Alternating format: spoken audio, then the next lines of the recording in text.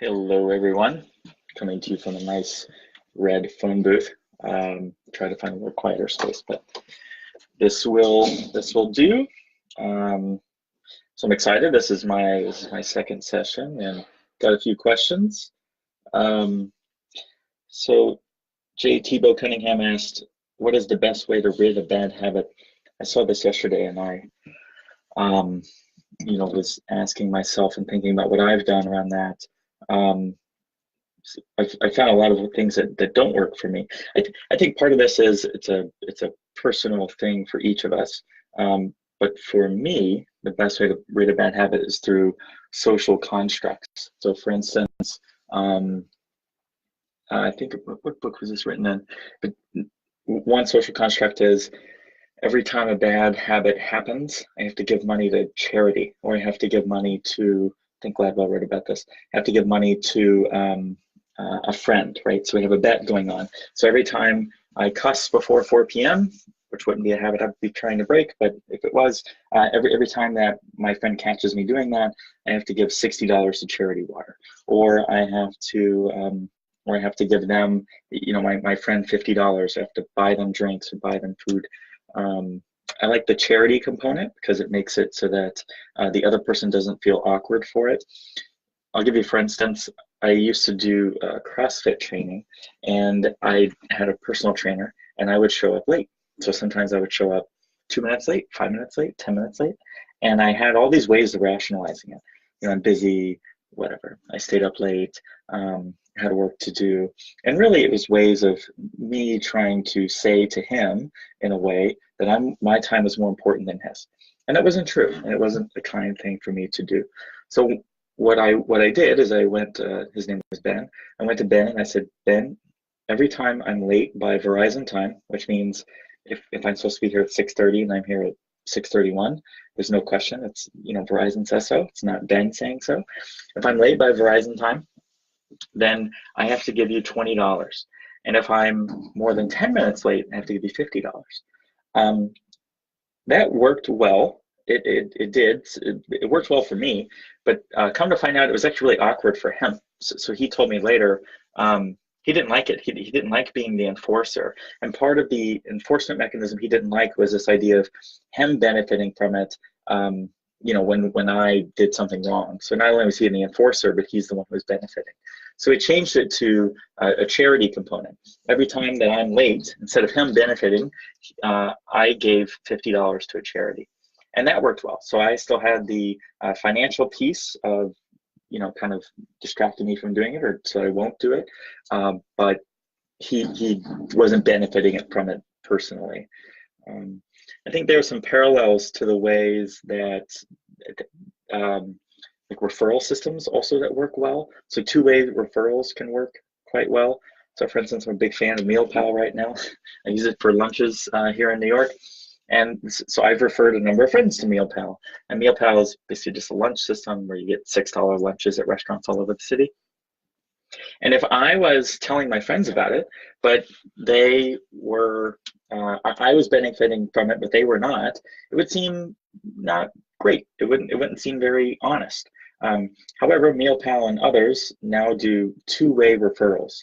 And so I think that if you're using kind of the mechanism I was talking about, where there's a financial disincentive for doing these bad habits, then a system where the other person doesn't necessarily directly benefit can work well. Charity is always a good one, and it's one that kind of hurts because you're writing the check or making the payment, but also doing some good in the world. Hope that helps.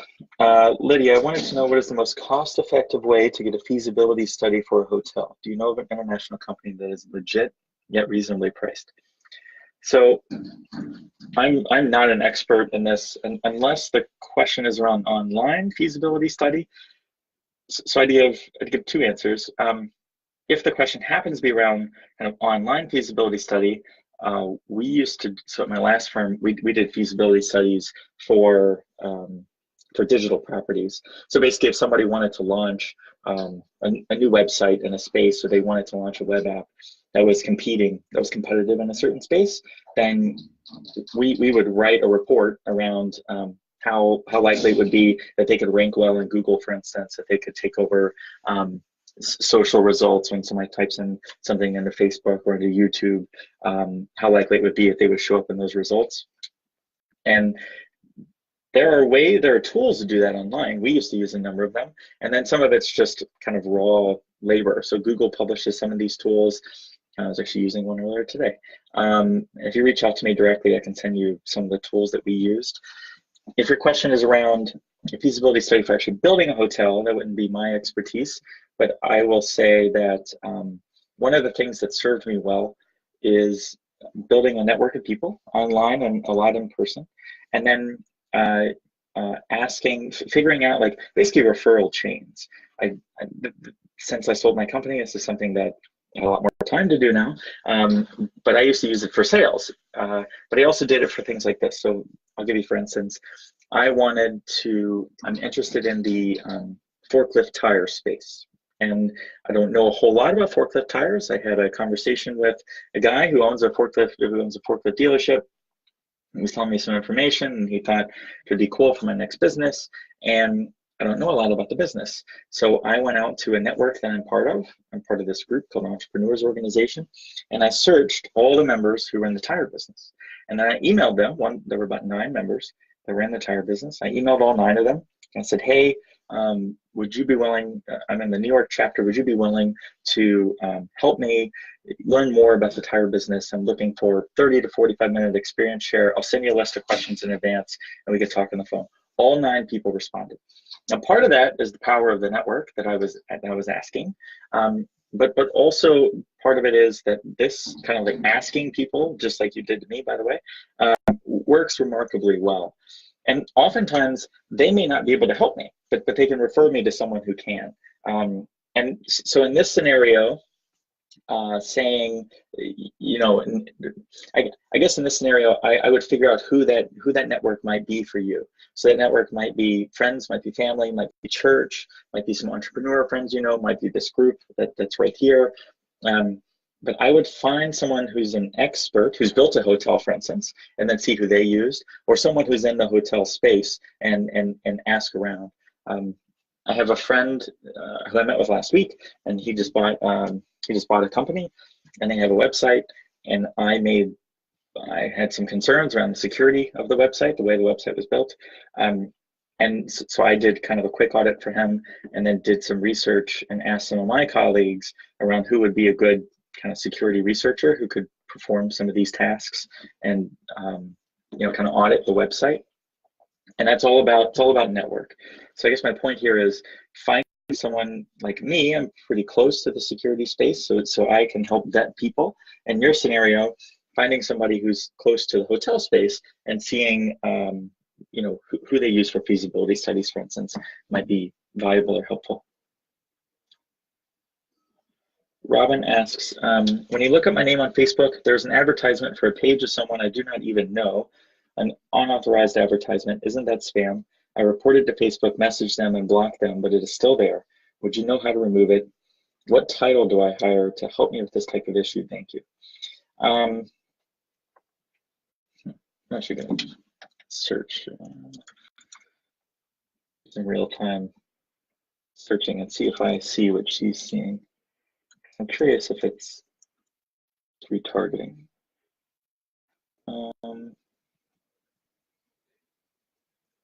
So I don't see what she's talking. I don't see what she's talking about. Well, I had an ad blocker on, so let me turn that off.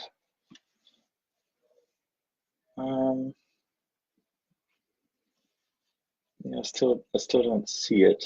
So I don't see it, but I've seen this before. So I'll speak to that. It depends on how the ad is structured. So who's buying the ad?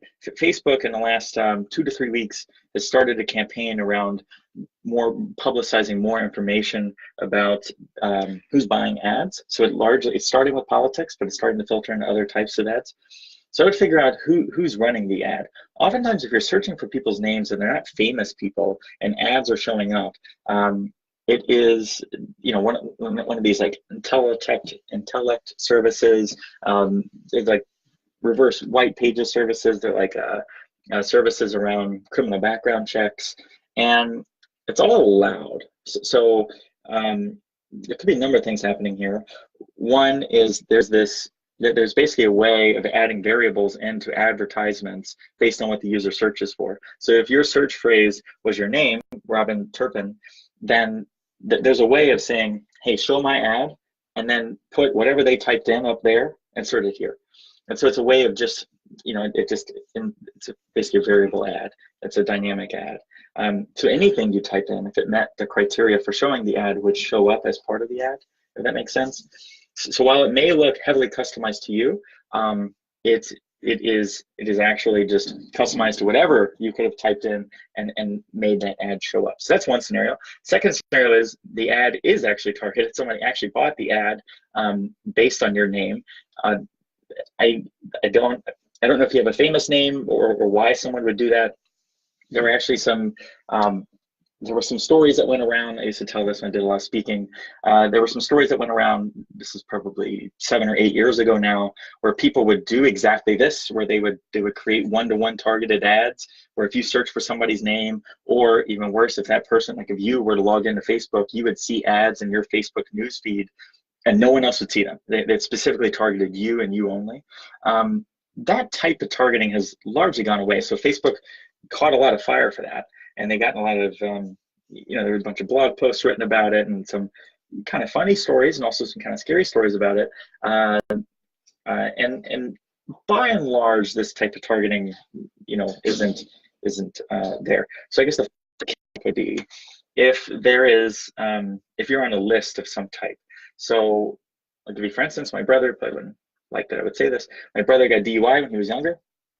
And so he got, he showed, when you Googled his name, he would show up, his kind of mugshot would show up from one of these websites. And there's DUI websites that go and they scrape all the sheriff's offices all around the country, and they pull people's names and they're basically their mugshot from when they were arrested. And then they shame them. So these websites shame them, claiming to be for the betterment of society, but really it's extortion. So really it's a way of saying, hey, you know, you have to pay up or your website's, or it's going to show. If it's a mugshot, this is different. But if it's any other type of photo or it's any other type of asset, well, one of the easiest ways to get it removed is to claim you were under 18. So if you claim that, then by and large, websites will remove it. That's much harder to do if it's like a sheriff's office. But sometimes you have to almost pay the extortion fee. Some of these companies have been outlawed in certain states. So I don't know what state you're in, but if it's a scenario like that where somebody's actually using information about you in a non-nice way, there may be legal recourse, and that would be a state-by-state type of thing. And you know, if you'd like to message me offline with more specifics, especially a screenshot of what exactly it is and how to reproduce it, then I'd be happy to help. Yeah, looks like that's all the questions. If there's anything else, feel free to post and I'll add it for the next video. Thanks. Bye-bye.